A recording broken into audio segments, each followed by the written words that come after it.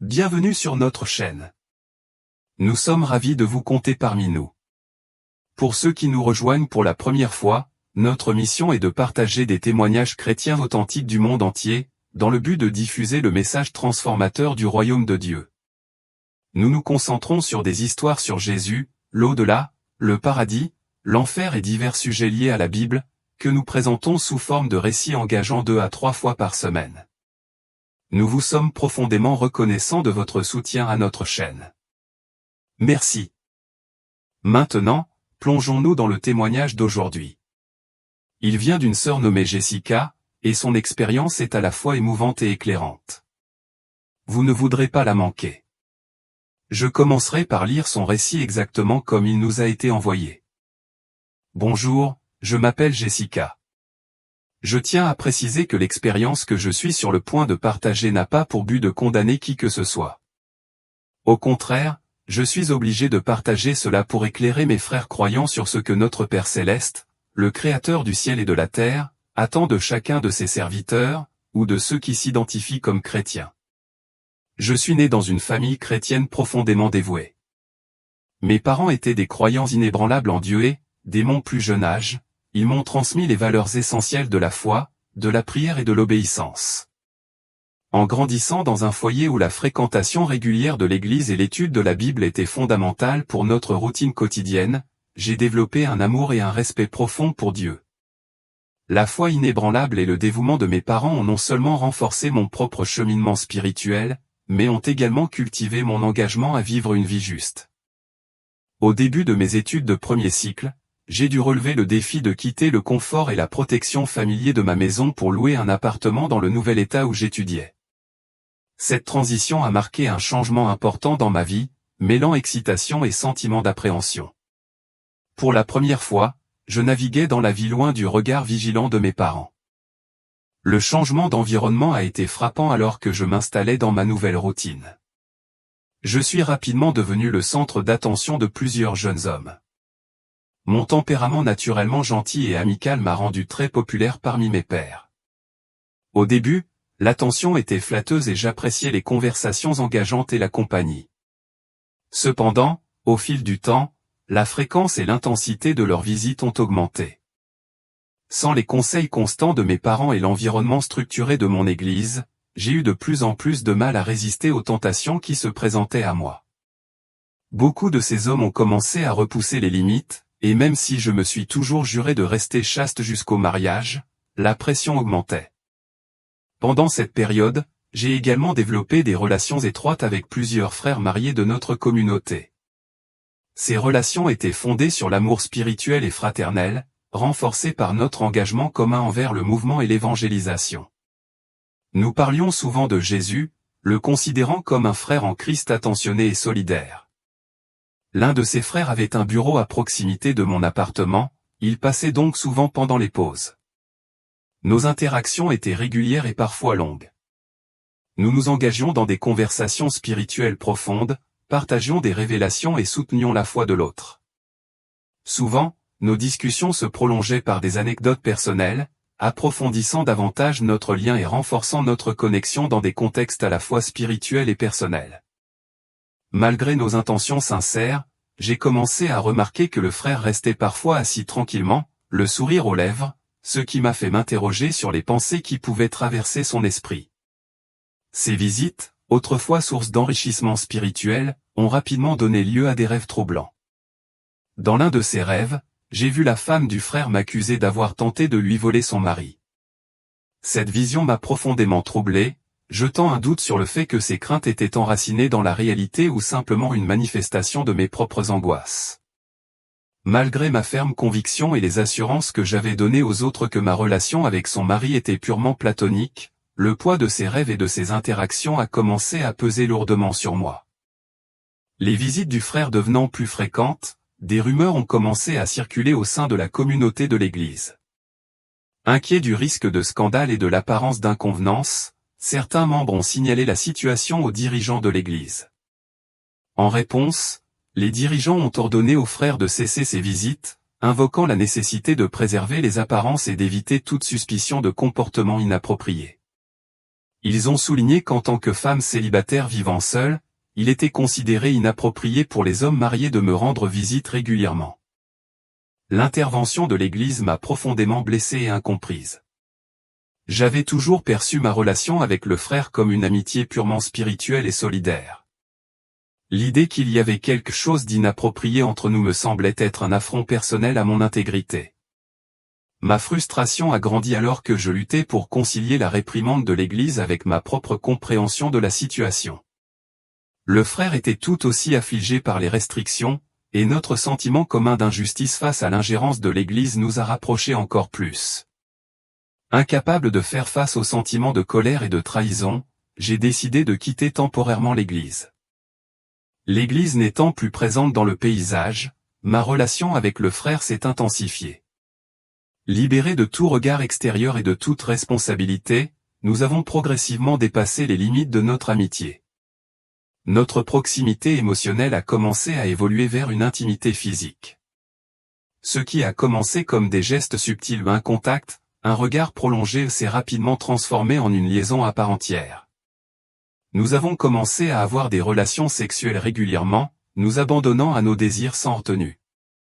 Le secret entourant nos actions ajoutait un frisson illicite, et sans dirigeant d'église ni compagnon croyant pour surveiller notre comportement, nous nous sentions libres de poursuivre nos passions. Cette période d'indulgence débridée a duré plus de 3 mois, au cours desquels j'étais profondément empêtré dans cette liaison. La culpabilité et la honte qui m'avaient autrefois tourmenté étaient éclipsées par l'intensité de ma connexion physique et émotionnelle avec le frère. Sans les conseils et la structure de l'Église, je me suis retrouvé à m'éloigner davantage des engagements et des croyances qui avaient été au cœur de ma vie. Même au plus profond de ma liaison avec le frère, la présence de Dieu n'était jamais loin de moi. Une nuit, alors que je vivais encore dans un état de fornication, j'ai vécu un rêve profond et bouleversant qui allait changer mon chemin. Dans ce rêve, je me suis retrouvé à errer dans un vaste désert désolé. Le ciel au-dessus de moi devenait de plus en plus sombre et menaçant tandis que j'errais sans but, me sentant complètement perdu et désespéré. Soudain, une lumière brillante perça l'obscurité oppressante au loin. Alors qu'elle se rapprochait, je pus discerner la silhouette d'un homme rayonnant d'un éclat surnaturel. C'était Jésus. Sa présence était si écrasante et indéniablement réelle que je fus obligé de tomber à genoux, incapable de regarder directement son visage en raison de son intense luminosité. Malgré mon sentiment d'indignité, il me parla d'une voix remplie d'amour et de compassion sans limite. Ses paroles furent gravées dans mon cœur et restent inoubliables. Il dit, « Jessica, je suis venu à toi parce que je vois ta douleur et le chemin que tu empruntes. Ce n'est pas la vie que j'avais prévue pour toi. » Tandis que je me tenais là, absorbant ses paroles, j'ai remarqué un profond changement dans l'apparence de Jésus. Son visage autrefois radieux et serein est devenu ensanglanté et meurtri, marqué par les signes évidents de la souffrance. La transformation était déchirante, et j'ai eu du mal à comprendre pourquoi j'étais témoin d'un tel spectacle. J'avais l'impression que Jésus m'exhortait à me repentir afin que son sang puisse me purifier et me rendre la plénitude. Je me suis réveillé du rêve en sursaut, mon cœur battant et mon esprit s'emballant. La révélation divine m'a laissé avec une détermination claire de rompre les liens avec le frère et de changer ma vie. Je lui ai fait part de ma décision et des détails de la rencontre, en lui expliquant que je ne pouvais plus continuer notre relation pécheresse. Il m'a écouté, et nous avons tous deux convenu de cesser notre fornication. Pendant les 3 mois suivants, nous avons fait un effort concerté pour honorer cette promesse, nous soutenant mutuellement dans notre quête de vivre dans la justice. Cependant, malgré ma détermination, la persistance du frère s'est avérée difficile. Il continua à me rendre visite régulièrement, testant ma volonté et me tentant. Nos moments en tête-à-tête devinrent de plus en plus difficiles à gérer. Une nuit fatidique, après des mois de retenue, je cédai à la faiblesse de ma chair et nous tombâmes à nouveau dans la fornication. Le regret immédiat fut accablant et dévorant. 2 jours plus tard, un sentiment troublant de terreur commença à me ronger. Je ne pouvais pas me débarrasser du sentiment que quelque chose n'allait pas du tout. Alors que je me préparais à dormir, un profond malaise m'envahit. J'avais l'impression qu'une présence invisible surveillait chacun de mes mouvements, bien que je ne puisse voir personne. L'atmosphère dans ma chambre était lourde et oppressante. Malgré mes efforts pour me calmer, la sensation d'être scruté s'intensifia, comme si des yeux invisibles me transperçaient, me jugeant pour mes péchés. Malgré mes tentatives de mettre l'anxiété de côté, je finis par sombrer dans un sommeil agité, pour finalement être plongé dans une expérience cauchemardesque. Je me retrouvais plongé dans un royaume cauchemardesque, entouré de flammes implacables qui me brûlaient la peau sans la consumeur. L'air était chargé d'une odeur de soufre et des cris déchirants d'innombrables âmes souffrantes. La chaleur était suffocante, me brûlait la chair et emplissait mes poumons d'une douleur atroce. J'étais indéniablement en enfer. La sensation était profondément vive, contrairement aux autres autour de moi, je pouvais ressentir chaque détail angoissant, comme si ma peau était vivante de tourments. Le feu brûlait intensément et les cris angoissés des damnés résonnaient autour de moi. J'essayais de bouger, mais mes membres semblaient plombés, comme liés par une force invisible. La panique m'envahit lorsque je réalisai qu'il n'y avait pas d'échappatoire à cet horrible abîme. Alors que j'endurais cette souffrance incessante, la confusion et l'introspection s'emparèrent de moi. Comment étais-je arrivé dans un endroit aussi horrible ? La terrible prise de conscience m'est apparue avec une clarté croissante, mes péchés m'avaient conduit ici. La fornication, les mensonges, la trahison de ma foi, chaque acte avait contribué à ma descente aux enfers. Je m'étais détourné de Dieu et je subissais maintenant le prix ultime de mes choix. Au milieu de mon tourment, une compréhension plus profonde a commencé à émerger. Cette souffrance n'était pas seulement une conséquence de mes péchés physiques, mais aussi le résultat de la trahison spirituelle que j'avais commise. J'avais cherché l'accomplissement dans les plaisirs du péché plutôt que dans ma relation avec Dieu. Cette prise de conscience était douloureusement claire pour moi. Autour de moi, les âmes des damnés faisaient face à leur propre forme de tourment. Ceux qui avaient vécu dans le péché sexuel étaient soumis à un sort particulièrement cruel.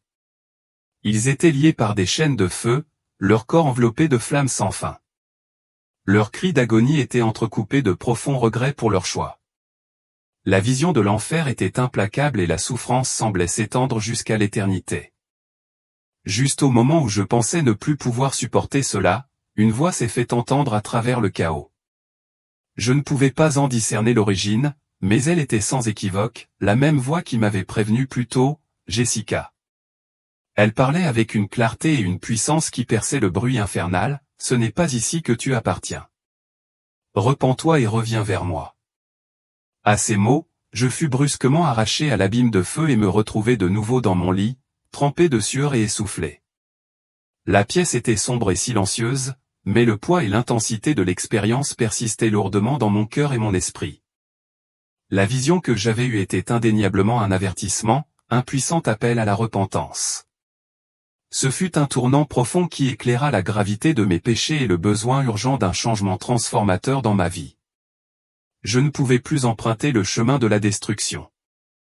Avec un sens renouvelé de ma vie, j'ai cherché le pardon et j'ai fait le vœu de me consacrer à une vie de foi et de justice, malgré les défis qui m'attendaient.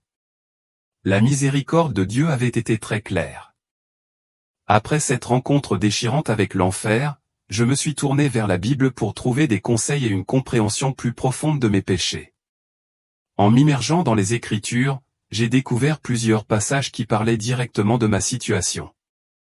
Par exemple, 1 Corinthiens 6, 18-20 nous exhorte, « Fuyez l'immoralité sexuelle. Tout autre péché qu'un homme commet est extérieur au corps, mais l'immoral pêche contre son propre corps. Ne savez-vous pas que votre corps est le temple du Saint-Esprit qui est en vous, que vous avez reçu de Dieu. Vous ne vous appartenez pas à vous-même, car vous avez été rachetés à un grand prix. Glorifiez donc Dieu dans votre corps. » Ce verset renforce le caractère sacré de notre corps et l'importance d'honorer Dieu par notre conduite physique. Hébreux 13h4 souligne davantage le caractère sacré du mariage, que le mariage soit honoré de tous, et le lit conjugal exempt de souillure, car Dieu jugera les impudiques et les adultères. Ce passage souligne que l'immoralité sexuelle n'est pas seulement une transgression personnelle, mais aussi une offense profonde à la sainteté divine. De plus, Proverbe 6h32 déclare, « Celui qui commet l'adultère est dépourvu de sens, celui qui le commet se détruit lui-même. » Ces versets soulignent que la fornication et l'adultère ne sont pas seulement des actes physiques, mais des violations spirituelles qui corrompent à la fois le corps et l'âme. Dieu abhorre ces péchés et appelle tout le monde à la repentance, nous exhortant à considérer notre corps et nos relations comme sacrés. Merci de nous avoir rejoints et de votre soutien. Pour conclure, nous vous encourageons à aimer et à partager cette vidéo pour bénir les autres avec ce message.